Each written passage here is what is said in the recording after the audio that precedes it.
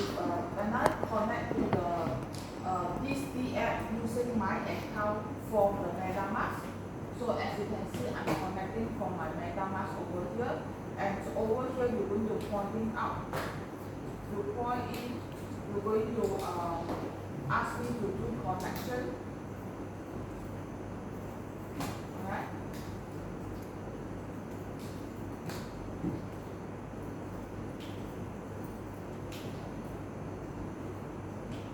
So I'm connecting to I'm using my account, my test account, connected to the MetaMask from this particular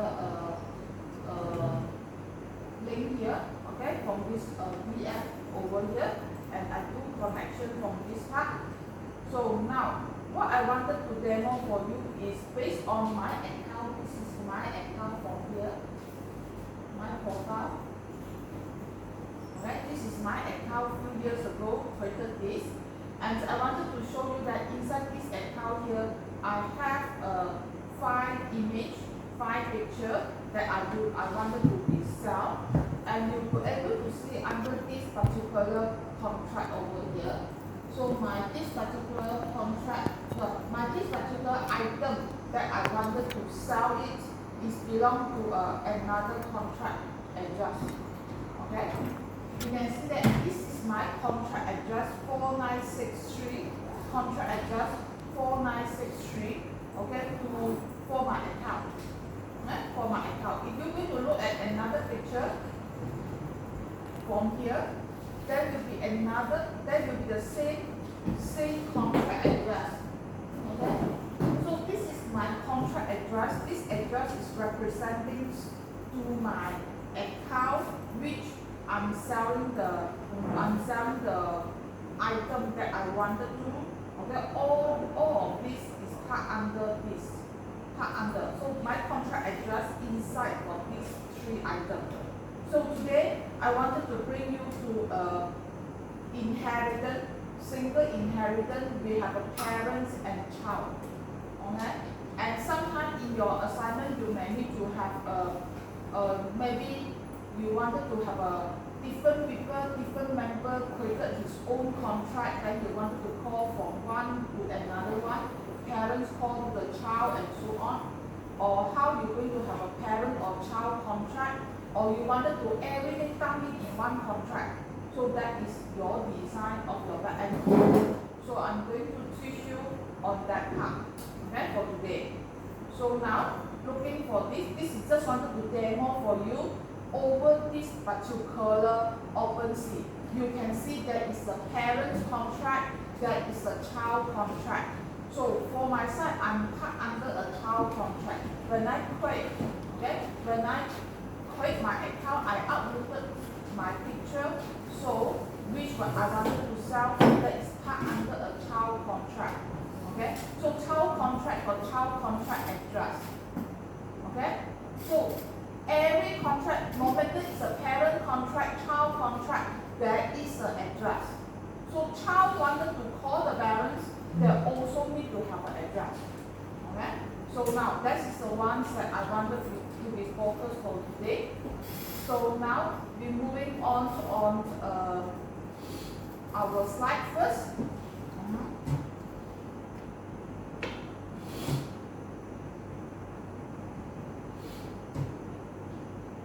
Okay, this is the slide number 5. Okay, left over here. So the purpose of today, you wanted to, from this lab number 5 here, we are not able to cover everything by today.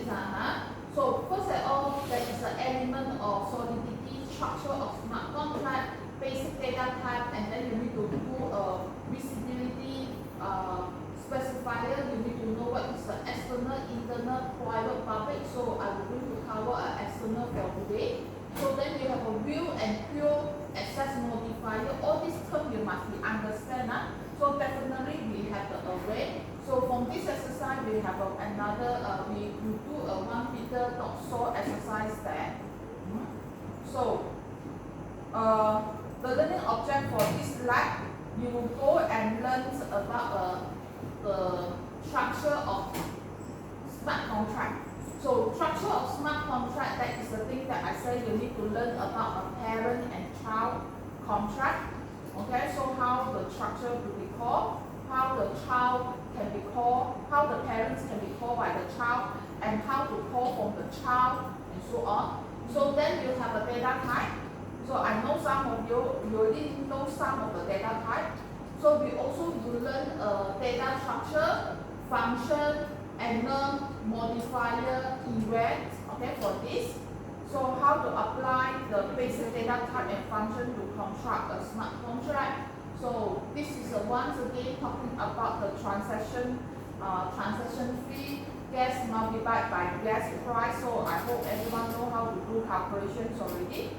So now, over here, wanted to tell you that there is a top 5 smart contract programming language for a blockchain. So the first one is the Solidity. Okay, so you were able to see that no matter how I'm search, they were going to tell you that, okay, the Solidity, okay, that is I search already, okay, find out that. That's why you can see previously, you are able to see remix. When we compile the remix, when you using your smart contract, you go and compile your smart contract. Then your remix are providing this particular new block for you, okay, under the artifact. I said that these all things a new block artifact over there, you just ignore for that, because this is another part of the language for the backend one. So that conclusion is that which programming language from the above list you should use, it depends on the blockchain you wanted to work for. For Ethereum blockchain, for example, there will be the Solidity in the top choice for the developer. Of course, we expect more conventional language to support, and more blockchain languages come out and is still engaging space. So that's why this is all that need to be part under a top 5 smart contract programming language, based on your what type of blockchain that you are going to create. So under our Solidity language is actually a combination, almost like a Java plus JavaScript and C++, high level language. So you already know that this is designed for the Ethereum virtual machine. Now from here, the structure of the smart contract, you already know that there is a state variable, constructor. You have a constructor, only execute one time, cannot be overlooked. Okay. So then after that, about the function visibility space. Okay, specifier. So I give public. Okay, so public that you allow to be visible, external and internal. So always. Previously, the exercise I created as a public. Okay, change the state change will be recorded down on the blockchain. So public. Private is only visible in a current contract. We go to the current contract with a private function. If you define the visibility is a private function, then there is an external, can be accessed or visible only from the outside of the contract, okay, external. So internal will not, okay. So then for the internal function is only accessible inside the contract and inherit, okay, it's inherited contract. Later on we are going to use these two.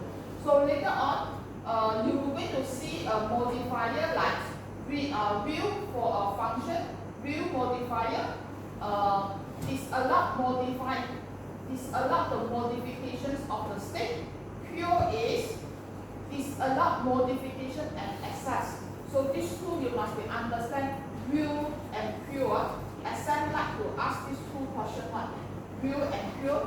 Another modifier will be a payable function. So if the function that is involved of sending a leader, if the function is involved of sending a leader or receiving a leader, so in this case you need to define a payable modifier. This one later we will cover, come to ascending either, we create a function. So we have a fallback function. So we also can define then we have a constant from the state variable. We can define constant for the state variable. Means that we disallow the assignment, do not allow to change from the state, the data inside the state. Mutability means that you can go and mutable for a state variable, allow exactly one assignment at the constructor type, and it's a constant afterward. So it's stored in a code. So later on we're going to look at this. Use defined type of truck and enum. So we're going to learn about how to using truck and enum for these two data type, user defined data type, and then we have an event.